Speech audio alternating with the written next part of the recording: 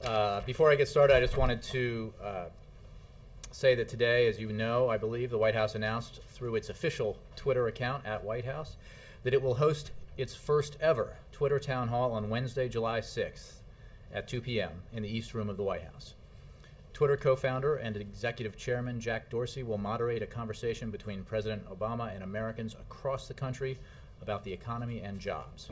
Starting today, Twitter users can submit questions using the hashtag #AskObama. More information from Twitter can be found at the event's homepage, askobama.twitter.com. Very exciting. With that, I will take your questions. Is the president going to accept Senator McConnell's invitation to go to the Hill today?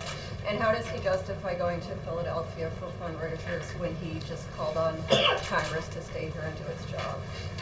Erica, as you know, the president has met repeatedly with leaders and with members. In fact, he had the entire Senate Republican caucus here not long ago.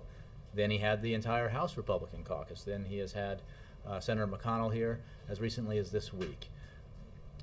What the senator invited the president to do was to hear Senate Republicans restate their maximalist position. We know what that position is. And he also invited the president to hear what would not pass.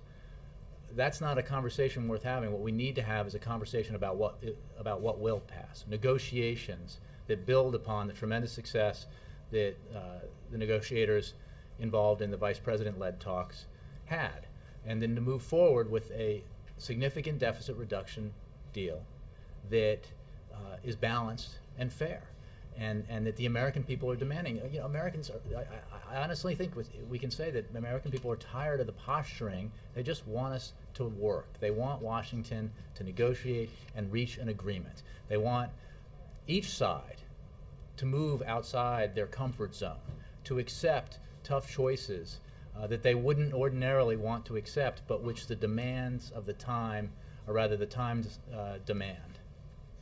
So we are in a situation where the parameters of what a deal would look like are very clear, and that nobody who is not an elected official honestly believes that a comprehensive, substantial budget deficit reduction deal does not have to be balanced, would not include cuts in non-defense discretionary spending, in defense spending, savings in healthcare spending, as well as savings from the tax code.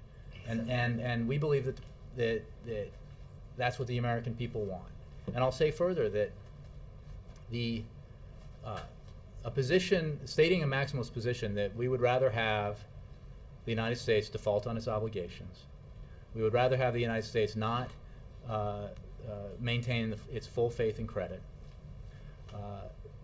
We would rather have that than eliminate tax subsidies for the oil and gas industry, which has had tremendous multi-billion-dollar profits. So we would rather have that happen than eliminate a loophole for corporate jet owners. I just don't think that that's a tenable position. The president doesn't either. So the president doesn't think that it's worthwhile to converse with Republicans until he sees signs that they've moved on from their maximalist position? I'm not sure whose talking points you're repeating with the question, but you just said he doesn't think it's a conversation worth having. He does not think it's worth that we are in a position now where we need to hear what the senator has said and others have said, which is that their maximalist position is they would walk away from talks, walk away from negotiations that have made a lot of progress, rather than accept that as part of getting a big deficit reduction deal, we need to eliminate tax subsidies and loopholes for corporate jet owners, for oil and gas companies, for hedge fund managers, okay? So, but that doesn't mean that we can't negotiate and talk. He wants that to happen, and it has been happening. This administration all week has been in conversations at the staff level, at the president level, and the vice president level with members of Congress about this. And we believe that we can still get a significant deficit reduction deal. Then why doesn't he cancel his fundraisers and keep talking and negotiating? We can walk and chew gum at the same time, as the president said yesterday, and he has met again this week with Senator McConnell, this week with Senator Reid, last week twice with House Speaker Boehner, and has had, as I said, the Senate and House Republican caucuses to the White House at his invitation already, and heard, and those were listening sessions where the president listened to, as they themselves said, upon departing the White House, listened to what they had to say about these very important matters. Okay, and finally, can you just state unequivocally that the August 2nd deadline will not move, because there's been scuttlebutt that with revised revenue estimates from Treasury that it could be pushed back somewhat? What I can tell you is that Treasury, career people at the Treasury Department evaluate the data, and this is obviously a big economy and a government that takes in a lot of money and has a lot of obligations to meet, and that their assessment is that we already surpassed the debt ceiling, but because of things that we can do, that previous administrations have done, that we have been able to, that they were able to say that the deadline where we basically run out of tools in the toolbox to keep this going is August 2nd. If they make changes in that, that's for them to do. But I think we're talking about a narrow margin here. Whether it's August 1st or August 2nd or August 3rd, we are up against the wall, and it is not at all reasonable to play chicken with the full faith and credit of the United States government. I mean, you hear some folks saying that this is not a serious issue, that this is not something to be alarmed by, that somehow, as the president said yesterday, that we should, that it would be okay to pay interest on the debt, to pay bondholders, the Chinese government or others who hold treasuries, but not pay something else, maybe Social Security checks or veterans benefits. I mean, that's just not acceptable. That's not a good alternative. And there's no question, I think, according to outside economic analysts, that the markets would not view a decision to default charitably. And I think that, again, it's always worth reminding those lawmakers on the Hill who think somehow that this is a game, that President Ronald Reagan did not think so. As he wrote to then Senate Majority Leader Howard Baker on November 16th, 1983, about the need to vote to raise the debt ceiling so that the United States did not default on its obligations, he wrote, quote, "This country now possesses the strongest credit in the world." That was true then, it is true now. "The full consequences of a default, or even the serious prospect of default by the United States, are impossible to predict and awesome to contemplate. Denigration of the full faith and credit of the United States would have substantial effects on the domestic financial markets and on the value of the dollar in exchange markets. The nation can ill afford to allow such a result. The risks, the costs, the disruptions, and the incalculable damage lead me to but one conclusion. The Senate must pass this legislation before the Congress adjourns."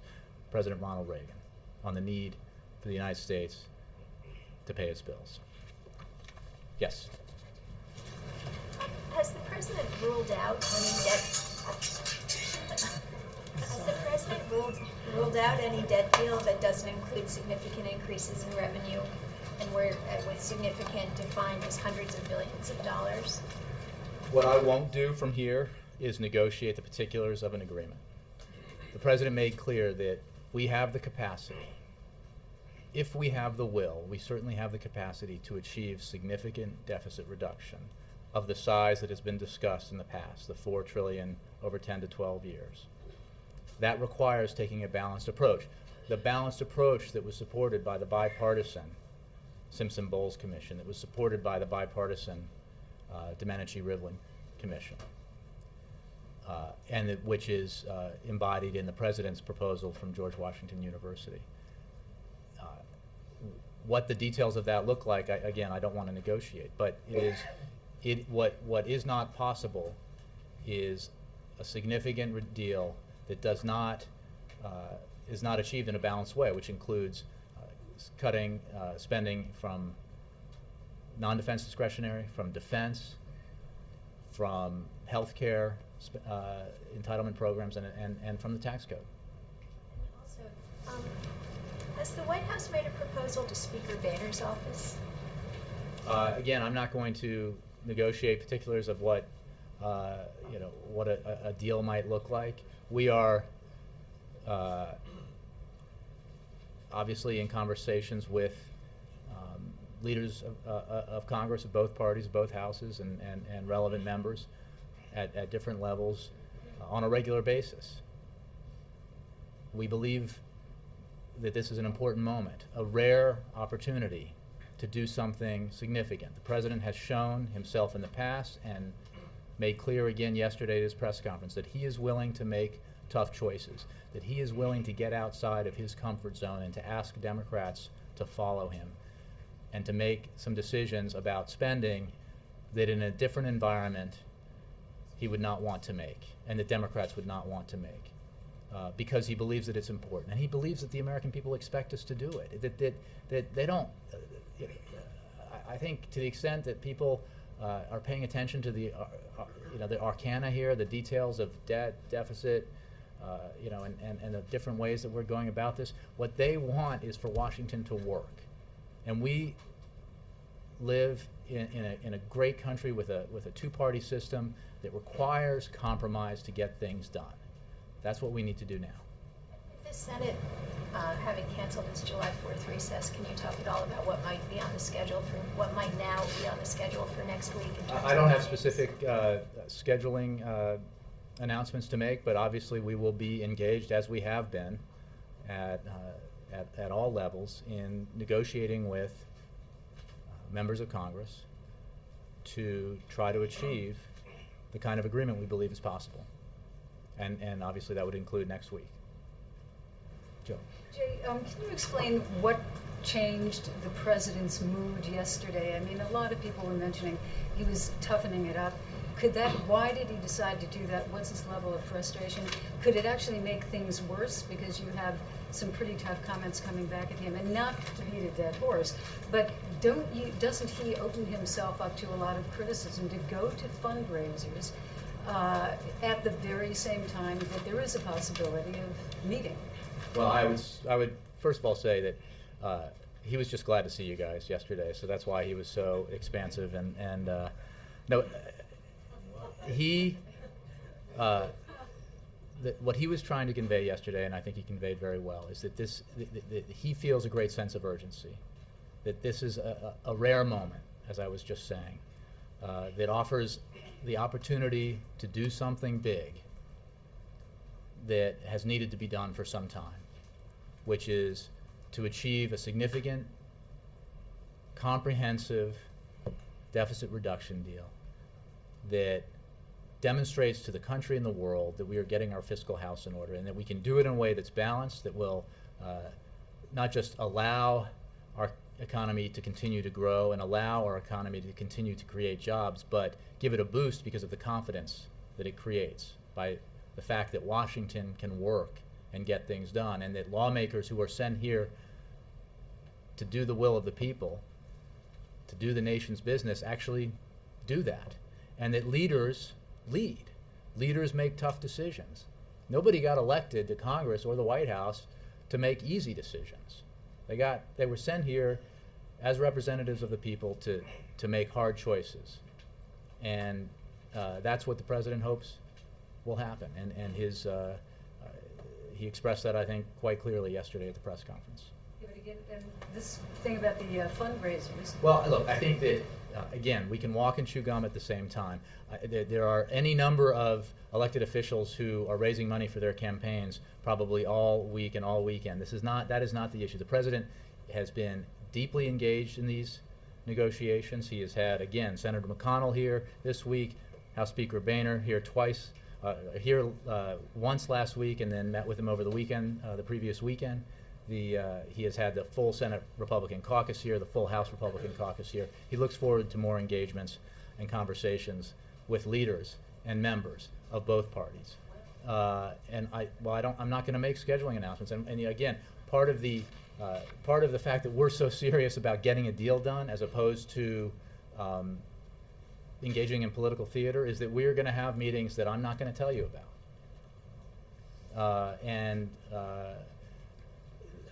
we do have meetings that we don't. I mean, we're trying to get a deal done here. What's the purpose of not telling us about when they're My meeting? point, I'm not trying to. I hope I didn't send some sort of mysterious signal here. Is that we don't read out every meeting that he has, and we don't necessarily advertise every meeting that he has. And I'm not saying that there, let me be clear, I'm not saying there are some meetings scheduled with leaders that I'm not telling you about. That is not the case.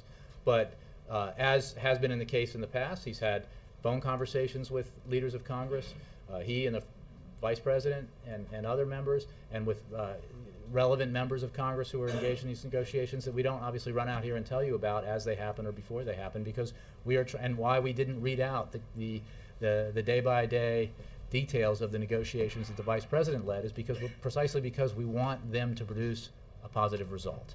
We don't want to win points today politically. We want to do what works to allow for an agreement to be reached. Sorry, is the front row satisfied? Always? Mark? I'm sorry, did you jump around? Well, no, I was coming down, but Jim, did you? Oh, you're kind of new here, so we have this sort of thing where it's your turn if you'd like to take it. You're aware of the Greek Parliament approving spending cuts there. From the White House's view, has the storm passed, at least the current storm passed for Greece? And what kind of warning sign is the panic over a Greek default in the American context as you approach the August 2nd deadline? You saw how the markets reacted to that prospect. You're a month away from... Well, I don't think the analogy works here, but what I will say is that obviously we said consistently that we believe that the IMF and the EU, Europeans and the Greeks, had it within their capacity to address that problem, and we obviously think it's important that the Greek government take the necessary measures to address the problem. So, but beyond that, I think obviously our circumstances is quite significantly different. Having said that, I will only refer you to the comments I just made about how serious the prospect of default is for this country, for the United States of America, the most powerful and important economy in the globe, and a place that investors around the world look to as a safe harbor because we pay our bills. Listen, I'm not equating the two. I'm just saying if the markets react to tiny Greece's economy, the tiny Greek economy's this prospect of default, what kind of warning sign is that as you approach that August? Well, I think again it's a distinct situation and involved in Europe, but I would say, as we have in the past, that it is not a good idea to play chicken with our obligations and the full faith and credit of the United States government and with the prospect of default in the United States. And I think that, as we've said in the past, that the markets would react badly, as Ronald Reagan said in 1983 to the Senate Majority Leader, that even the prospect of default would be viewed very negatively by the markets. And we expect that would be true here. Chip. Clarification, when the president was talking about tax breaks for millionaires and billionaires yesterday, was he talking specifically about breaks for people, individuals making more than $200,000 and couples making more than $250,000? He was talking about corporate jet owners. He was talking about... he was talking about individual tax rates. I'm going to get that. He was not talking about individual tax rates. He was also talking about some of the other provisions that we've set out in terms of hedge fund managers who, through a provision, a tax preference in the law, are allowed to have their income, which is designated income from their labor, be taxed at a capital gains rate called carried interest. We believe that is a loophole that should be eliminated. And hedge fund managers, by and large, make a whole bunch of money. He had hedge fund, he said hedge fund, and he said jets, and then he said our provision, millionaires and billionaires. Are you talking about provisions on individual taxes? Deductions, denying deductions for people making more than $200,000. We are talking about about the itemized deduction for people who make more than $250,000. Yes, for the 28%. That's been a proposal that the president has had on the table for a long time. So everybody making more than $200,000 a year is a millionaire. No, he was not.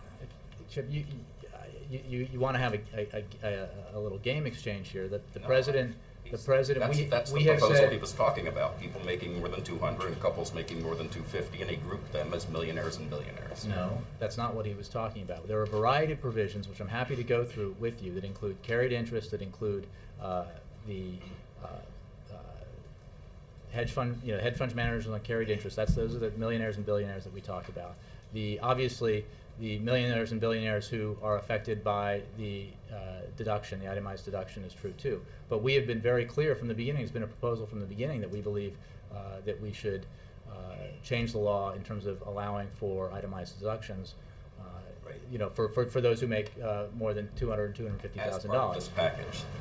Our overall proposal includes all of these things, including not renewing the Bush tax cuts for the wealthiest Americans, which include part of this package that you're talking about now. I mean, yesterday there is no separate package, but the provision when we talked about what the Republicans, when they said they couldn't negotiate anymore because of tax increases, let's just talk about where they were drawing the line.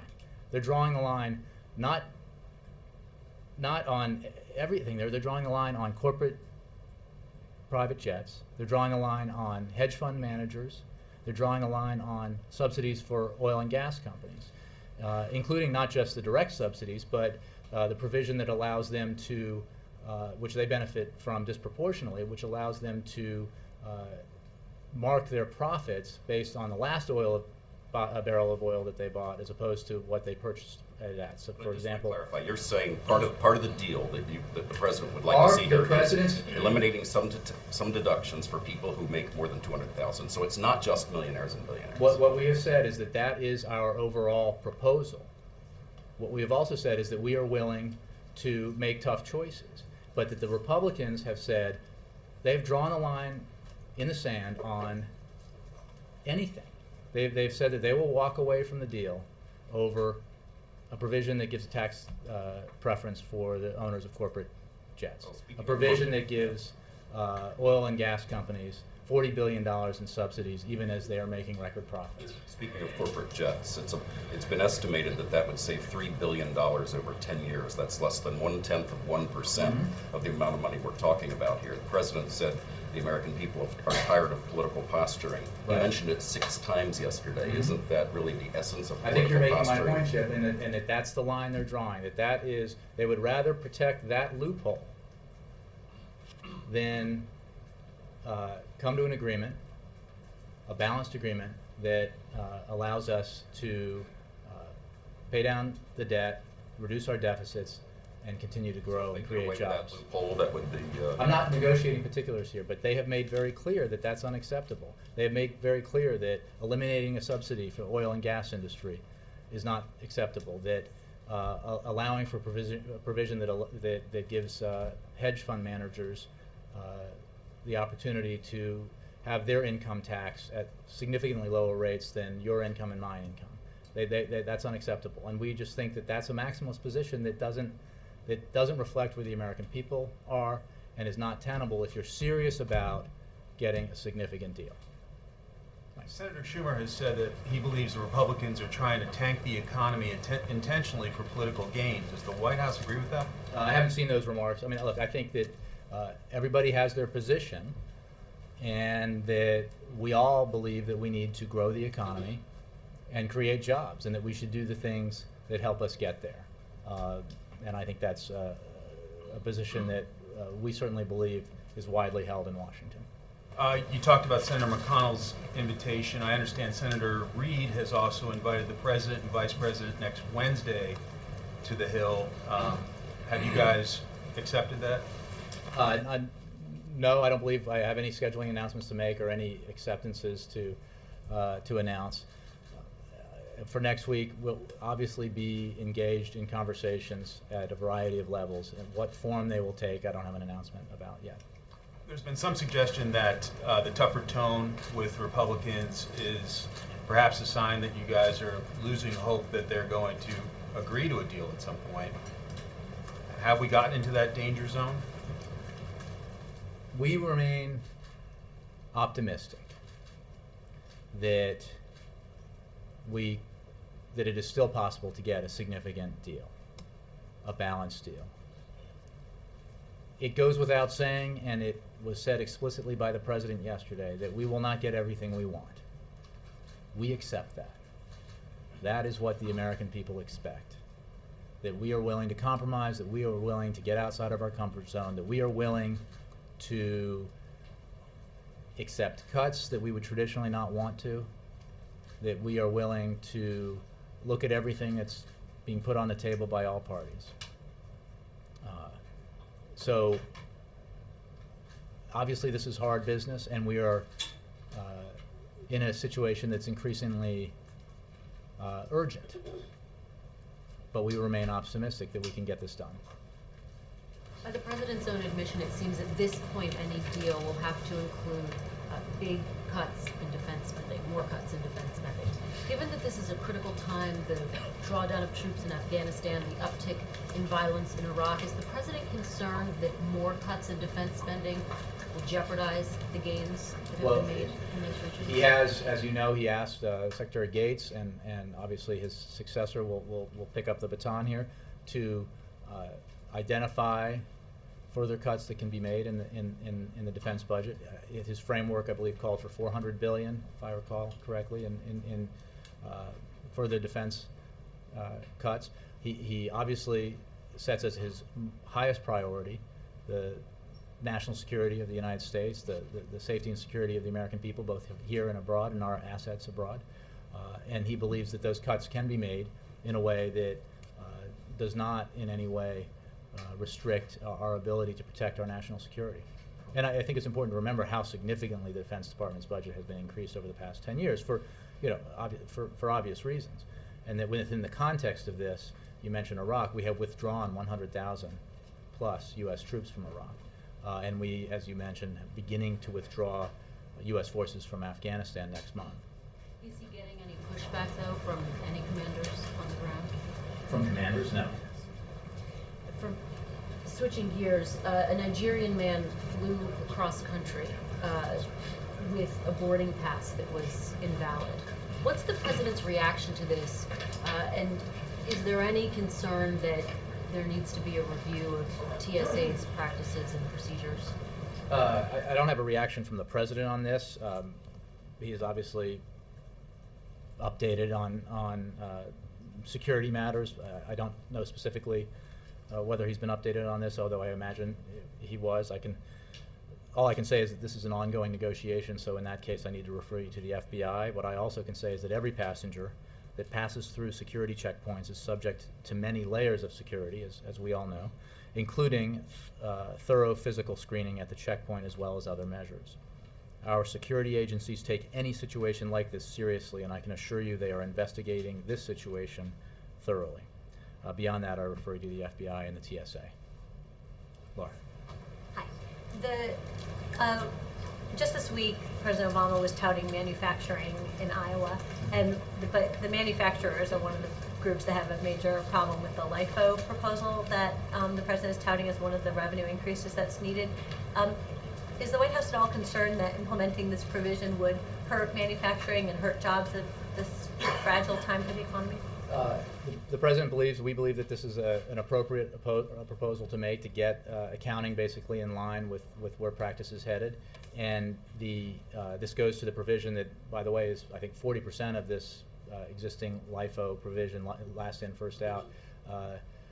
The benefits of that are enjoyed, 40% of them are enjoyed by the oil and gas industry. That again allows, if you're, Meckler Oil Company and you can sell a barrel of oil today for, let's say, $100 that you bought 2 years ago for $40, instead of paying taxes on that $60 profit, you pay taxes on, say, a $2 profit. So if that's what you were able to buy a barrel for yesterday for 98. So this is about fairness so that companies across the board in the economy are treated the same way. And the President believes that that it will be implemented in a way that will not harm industry, but will in fact strengthen it because it will simplify the tax code. So industry will benefit from this? I think in the long term, the simplification of the tax code will be a good thing, yes. Is the point of insisting on revenues because you need the money to get to the target that you're trying to reach, or because from a symbolic point of view it's important that this be balanced? Or both? I think both are important. But we're down here. We're beyond symbolism here. We are about finding a way to get to a significant agreement and a deficit reduction of a significant size. And the only way to do that that is balanced, that is fair, is to include reductions in spending through the tax code. Otherwise, you're faced with the choices that we saw in the House Republican budget. And those choices are not only unbalanced and unfair because of the disproportionate burden those choices place on seniors who would have to, because you basically end the Medicare program as we know it, and seniors then pick up the tabs to the tune of $6,000 per person per year, $6,000, that you also run a serious risk of harming the kind of growth in the economy that we need to see. Only if we do this in a balanced way. If we do this in a balanced way, we dramatically increase the chances that what we do will be a net plus for the economy. That even as we're reducing government spending, which is an important goal, but done in the wrong way can have a negative impact on economic growth. If we do it in a balanced way, we believe we create the best opportunity for actually increasing growth and increasing job creation. And finally, on the Twitter town hall meeting, will the president be giving his responses in 140 characters or less? Let me see if I have the details on that. That's a good question. We'll have to get back to you on how that works. Speaking or just tweeting? Do we know the answer to this? Yeah, we'll have to find out about how this will work. The Twitter, it'll be webcast. Yeah, so it'll be live. Will be speaking. There will be questions will come. And Twitter oversees the process. There will be multiple ways that questions will get to the president. Twitter users will begin asking questions via the Ask Obama hashtag today. To identify popular and relevant questions, Twitter is developing a number of ways to identify the most common and representative questions. So he's not tweeting. Others He's are just tweeting answering the questions. He's not typing in, So it's not tweeting. really a Twitter town hall meeting, exactly. Well, but the questions are coming in. It is a Twitter town hall meeting. The questions are coming in from Twitter users. I'm sure you're one, right? Yeah. Okay, I'll- ask I'll- away. I'll keep. Yeah. I'll try a third time on Twitter. Well, Marriage. you got to ask a question of the president yesterday. You'd be 2 weeks in a row if you get asked. Yeah. Going back to your previous characterization of political theater, who are the main actors on the political theater stage in your estimation? Oh, all of Washington is a stage, Peter. I think that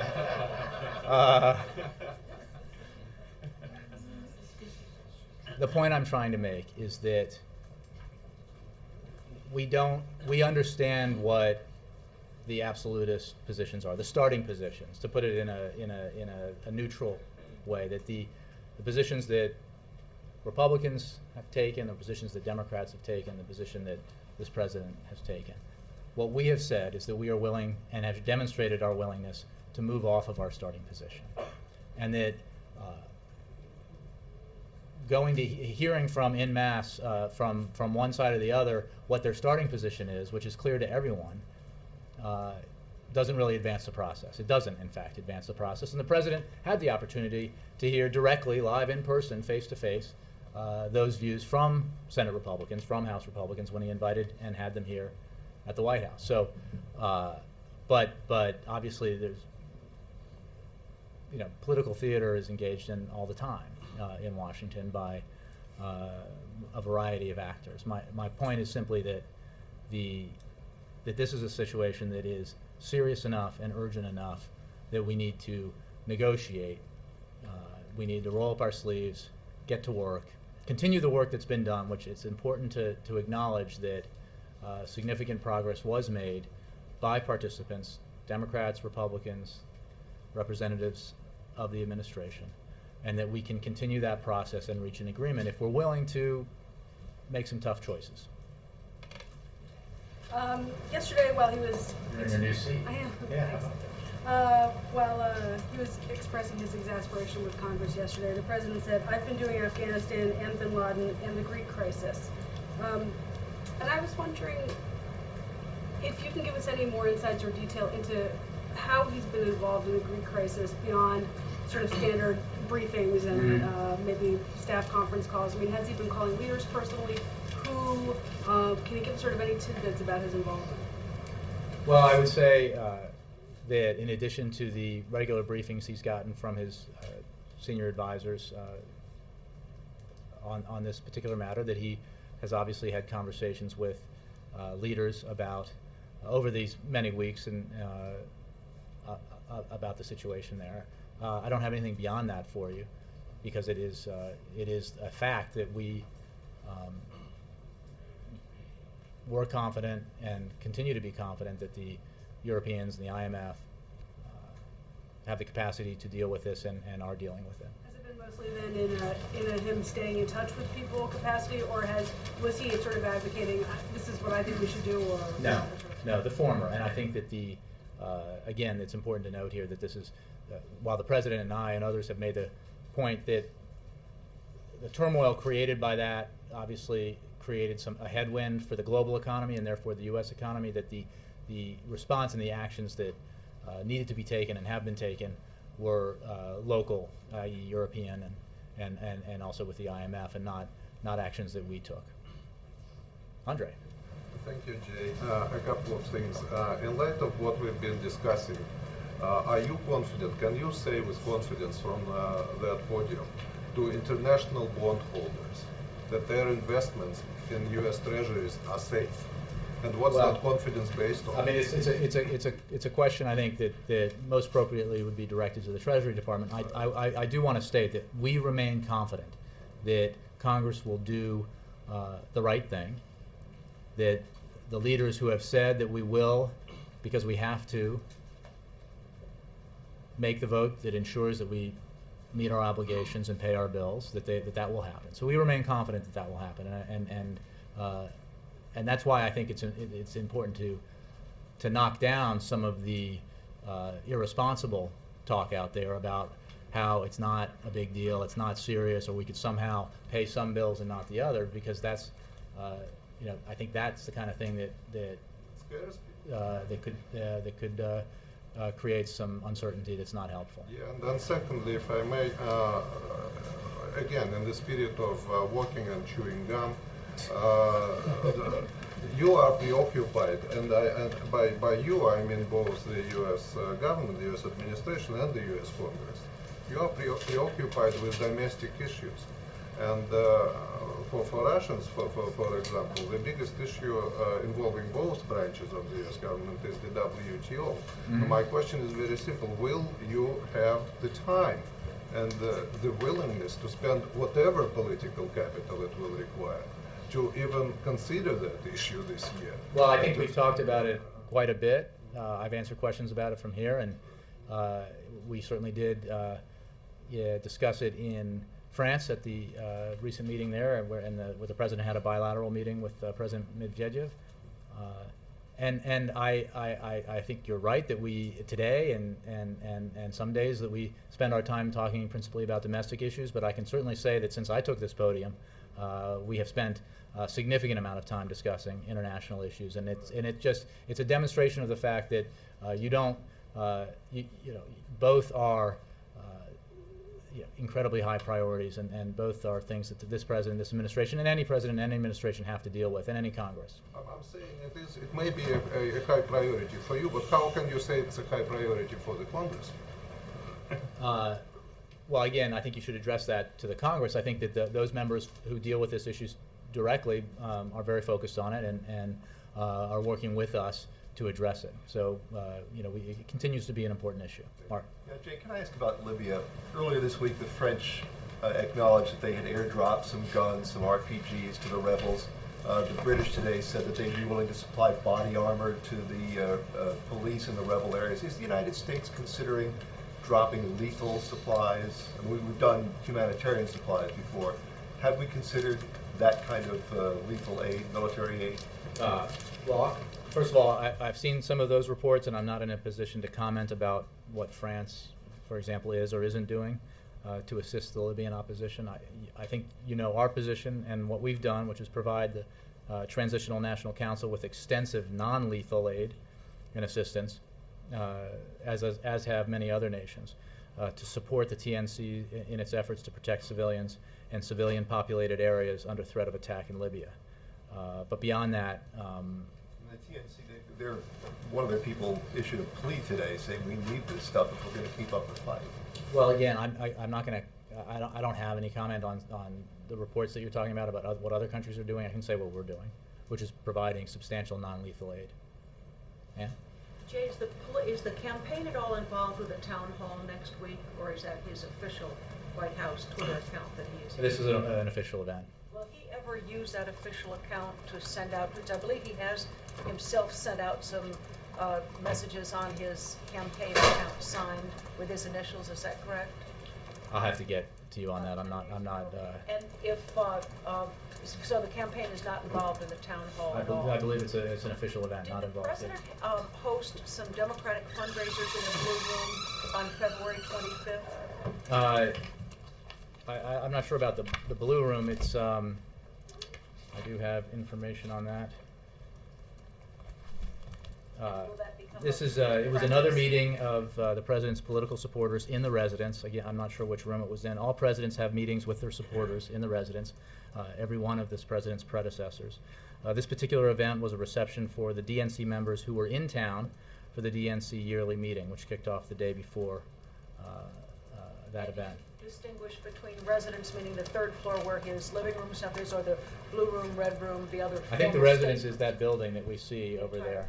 So meeting with him, say, in the east room would be the same thing as he was meeting? I mean, it's the residence, and I'm not sure the nature of the question. Some people make a distinction. Does the president have instructions? But it could be a distinction without a difference. I don't know about that. Really? The east I don't know. room You're would asking be questions. suitable for a private political? I think, well, I've got ample evidence here of a variety of presidents, some of whom, in fact, a great number of them I think you covered, where events were held in other rooms in the residence, including the East Room, including the Christmas parties that the Republican National Committee and the Democratic National Committee have for supporters, and where folks wander in and out of the variety of rooms in the residence. Has the president issued any instructions to his staff here as you're moving into the campaign season on how to keep kind of a firewall between official White House activities and campaign activities? Well, we are definitely instructed, as previous administrations are, to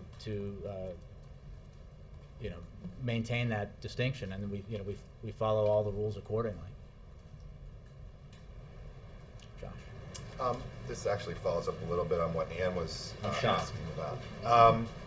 The Office of Political Affairs, is it true that it's been disbanded, and can you tell us what the rationale or thinking was behind closing that office at this point? Well, it was closed. I mean, it was that position was not filled when it became open again. I don't know. I'll have to get to you on the rationale, but yeah, there is no Office of Political Affairs. And do you know when that happened, or I mean, it was more than one job. It's like 7 jobs. Well, I believe. Well, I mean, in terms of the director of it, when he left, but you'd have to look to when he left. I think that's when it happened. And can I follow up on something from yesterday when the president was criticizing the work ethic of Congress? Was he directing that at Republicans? Because it was a tad confusing. I mean, one branch of the Congress is under the control of the Democrats, but was that a bipartisan I think he criticism? spoke pretty clearly that it was about Congress. That Congress needs to do its job. That members of Congress, lawmakers of both parties, need to come together and do the hard work that's required to solve this problem and to achieve significant deficit reduction. April. And a follow-up on Josh's question, just that answer. As you know, the President's comments yesterday have been critiqued for good and bad.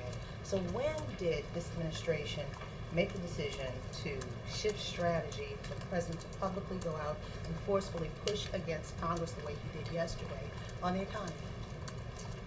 I don't think we shifted strategy.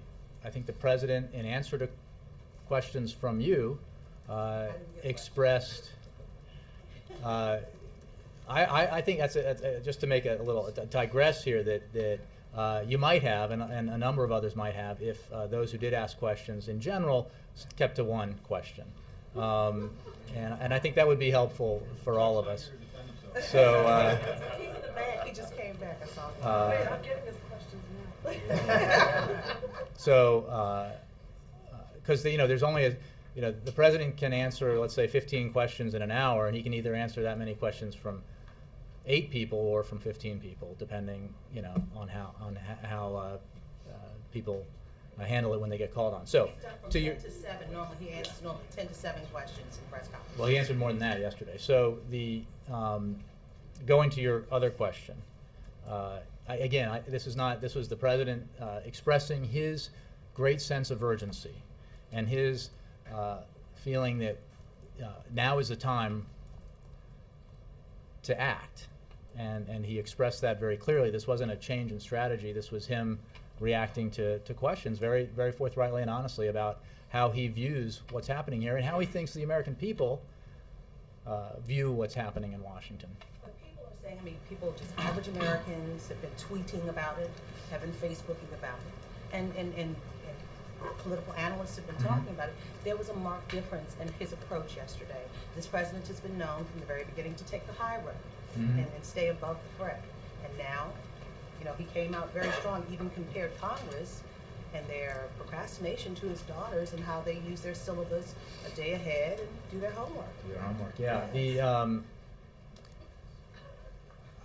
I think the president was speaking in very plain terms about a situation that everybody can understand, even those who don't have the time to dive into the arcane details of what's happening in negotiations here about deficit reduction and dealing with our debt. I think overwhelmingly the American people view what's happening here in the way that the president expressed it yesterday, which is that they don't expect us to agree on everything, but they do expect us to reach agreement on important things, to compromise, to come together, to roll up our sleeves and do the work that we were sent here to do. And that's what the president was saying yesterday, that it's time to continue the progress that we've made, that an opportunity exists here that does not present itself very often, and that we should seize it. Alexis. Something that Ann was asking, which is an important part of a ritual when a president becomes a candidate. I've been asking the same question. Usually presidents and their staffs in the counsel's office put out a memo to staff about the Hatch Act and how to not get run afoul of it, and they do briefings in the executive branch. We get briefings all the time about this, I'm trying to get information about all of the avenues that Ann just brought up that this White House and the administration are trying to pursue to make sure that the president and all the staff stay out of trouble. But I can't get any information, so can you I'm happy to take control of this and maybe we can get some more? Well, I'm not sure exactly what you're asking for. If you want to, There's a memo from the counsel's office that goes around. And you have memos from previous administrations. Okay. Let me take it afterwards and see. Jen. Since I am sitting in the time seat right now, I feel compelled to ask. What is? In my day, the time seat was up here. I don't know what happened, but. What is your reaction to Mark Halpern's comments this morning and MSNBC issuing an apology? And separately, what is your reaction to yesterday's appeals court ruling on healthcare? On the first question, the comment that was made was inappropriate. It would be inappropriate to say that about any president of either party. And on behalf of the White House, I expressed that sentiment to executives at the network. I have no comment on that, whatever action that network, any newspaper or whatever might take, and because that's not for us to decide, and we didn't certainly, we just expressed our concern about the inappropriateness of the comment. Can I follow that on that? All the TVs here on MSNBC, is that going to stay the same? I'm not sure that's true, at least not in my office. I think we mix it up. But the other question about healthcare, Still gonna get Time Magazine? Action on the part No, of the I did not. Nope. I think it's important to know this is a Sixth Circuit decision that you're talking about. This is a significant ruling by a panel of made up, I think, a significant mix of judges, and I think that I would just note that there have been a number of rulings upholding the constitutionality and legality of the Affordable Care Act, more than those that have not upheld it. You would think sometimes, from reading newspapers or watching television, that only the ones that have gone against us are happening, because the ones like the one yesterday, a very significant ruling upholding in full constitutionality of the individual responsibility provision, is a very big deal. And I would just note that, again, there have been a number of those rulings, and that we remain confident that as this works its way through the judicial system, that it is fully constitutional, and that's why we continue to implement it, and why we continue to think provisions in it are so beneficial to the American people. I'm going to go all the way back. Yes, sir. The President said yesterday that he will be talking about the need of a comprehensive immigration reform a week from now, a month from now, 6 months from now. But when he's planning to do something about it, I mean, go to Capitol Hill or send a piece of legislation about it, what he's planning to do? I mean, just talking and talking. The president. Is not enough. Well, what we have seen already, there's an effort to move comprehensive immigration reform. This is what we're talking about, right? Yep. And what we have seen is that there is a need to build pressure, to place on Congress, to again embrace bipartisan comprehensive immigration reform, which it has in the past. I mean, there is a precedent here, and this can get done. But we have taken an approach where we believe it's important to do some of the things that the president has done, and certainly many others in the administration have done, which is to reach out and to increase the visibility of this issue, and to encourage people to speak with their members of Congress, their senators, to encourage them to address this, because we need to do it. We need comprehensive immigration reform that takes into account that we are a nation of laws, and we are also a nation of immigrants. Do you think will be done before the elections of next year? I would certainly hope that would be the case. I can't, however, predict what Congress will or won't do, but we will certainly continue to push it. Jared. Jay, the president's recommended or agitation yesterday, and then the majority leader confirming today, the Senate's going to be in session next week. What is the difference between success and failure, and what legislative vehicle is he looking for? Is it a week of floor debates? Like what's going to be the better outcome them being here will achieve? Well, obviously Congress needs to be here to take action. So what we will do is to continue to negotiate, to continue to meet and to have conversations with the relevant lawmakers. Well, they're all relevant, but the leaders and those specifically engaged in this endeavor, and to move this process forward, and to see if we can do what we think is possible, which is achieve significant deficit reduction. The form that takes matters less than than how it happens. We believe, and we think that the reason why, or one of the reasons why the talks led by Vice President Biden did make progress, is because they were done in a way where they could address issues seriously and be confident that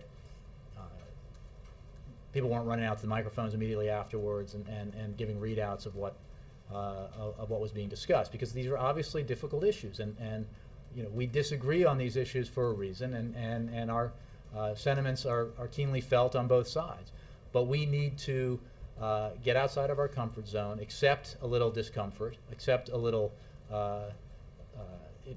heat, if you will, from our bases in each party, in order to do what's right for the American people.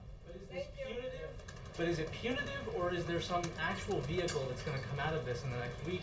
It's not punitive. I mean, I think the Senate decided, obviously, on its own to stay. The vehicle is negotiation and conversation. What meetings there might be, I'll wrap it up. What meetings there might be, I don't have an announcement for you. But we will, we look forward to continuing the conversation and hopefully getting something done. Thank you.